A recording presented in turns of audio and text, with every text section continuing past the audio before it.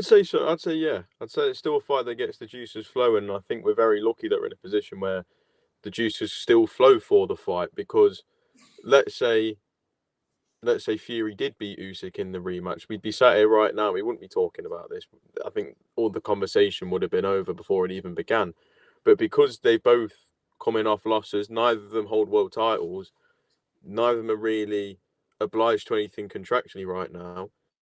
This is probably the most open field we've had to make Fury versus AJ ever, and we're in the perfect position with all the influence from Saudi Arabia and Turkey Al Sheikh and what they're bringing to the table as well. A big problem beforehand was the money, and the money's there now. The interest has always been there, so I'd say we're probably in the best time to make the fight since when they first held world titles and it was spoke about. Um, don't get me wrong, this fight would be so much better 5 years ago when they were a lot younger and there were world titles on the line. I think we've got to remember at one point this fight was being spoken about for undisputed, and it does show the path that we've gone down to where we're now talking about this fight in just a big fight perspective, but no world title. However, if they both have aspirations to continue, I would say this is the perfect fight because the winner then goes on to back to the world titles, and for the loser, you do really see yourself in a bit of a bad spot, a bit of a tricky situation at that point. So I'd say this is a fight that needs to be made now. I think let's not. I know a lot of people have said that they've lost interest, and that Gareth A. Davies said in an interview with me that he wants to see them built back up, and a lot of people on social media did disagree, and I have to be on the side of the people who disagree. I don't think we have enough time on our hands now to build them back up. I think now is the time to make it. Don't send them anywhere else. I know people have said maybe give Joshua Dillian White next, but let's not bother doing that. We're in a position where they're not contractually obliged to anything. They've got no such thing as a mandatory right now because they don't hold world titles. So just get it on. Put it at Wembley Stadium. And it will sell out. Let's be honest, it's going to sell out Wembley Stadium. Of course it will. So make the fight, get it done, and let us finally settle the debate about who's better between Anthony Joshua and Tyson Fury.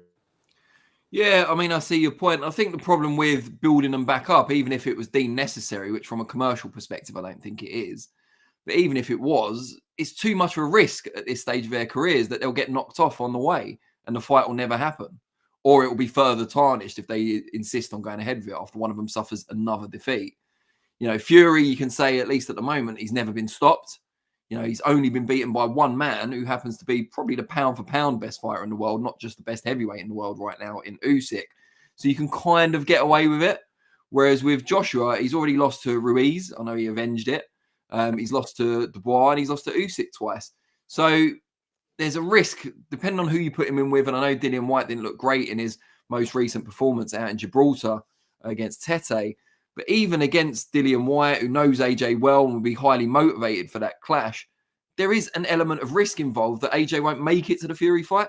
And equally with Fury, depending on who you match him against in the interim, you know, if he's going to go back in time a little bit and fight the likes of, I don't know, Sefer Seferi or Tom Schwartz or someone like that, yeah, fair enough. I'd still be confident.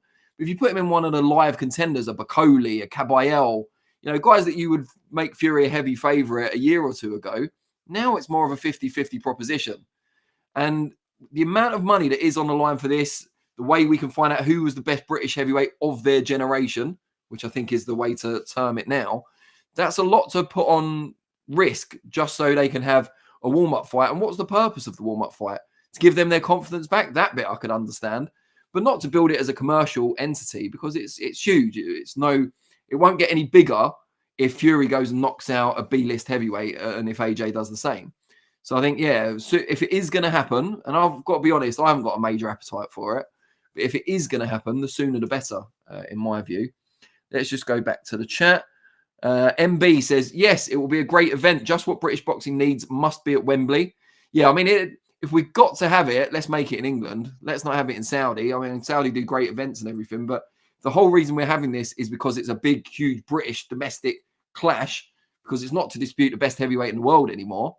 Let's have it in the UK. James Francis, Fury is heartbroken after thinking he was untouchable until he lost to the middleweight ugly rabbit, beat the shit out of him. Soon humbled him, and now he don't want to talk.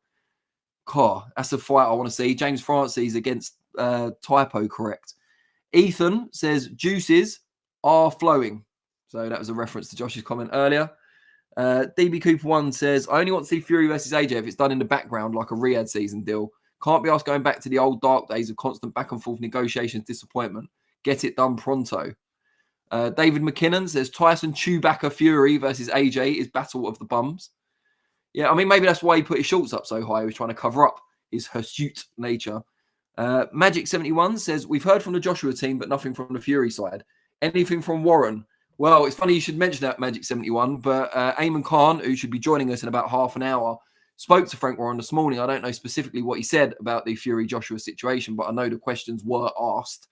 And Eamon, I imagine the interview will be going live tomorrow, unless Eamon can somehow edit it quick enough to go up tonight. Don't want to put any more pressure on him. He's already breaking the speed limit to get here.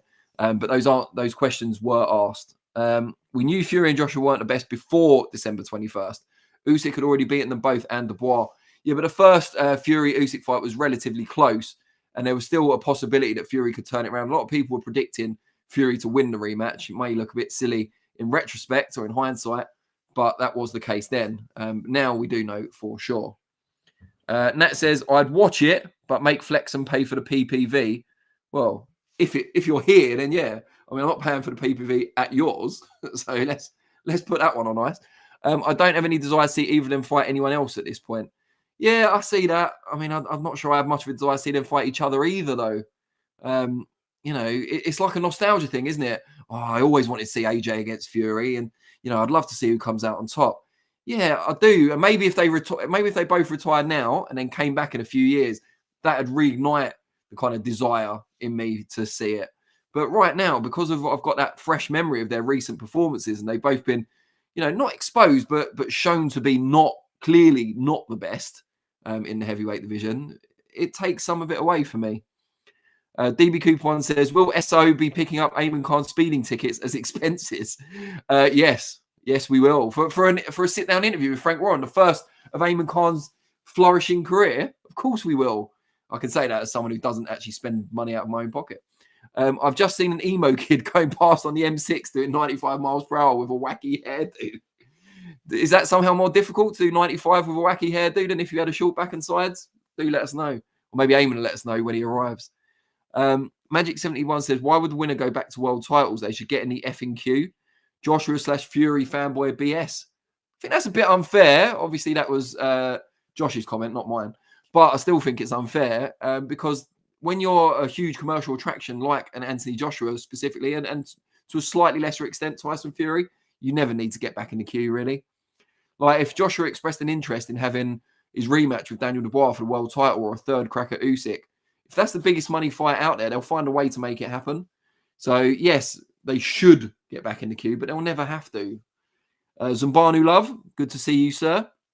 How did Wardley get the #1 WBA spot? Bacoli was ranked higher than him last month, and both haven't fought since. Yeah, but Bacoli is going for that IBF final eliminator, isn't he? So he'll no longer be ranked now by the WBA once that's official. So I guess that's why he's kind of been moved out of the way. Wardley, I'm not sure what he's done to get ranked quite so highly. I mean, he's a good guy, conclusive, devastating finish against Fraser Clark in their rematch. And he's a nice fella, nothing but the best wishes for him. But yeah, I'm not quite sure. We'd have to get someone from the WBA on to explain that one.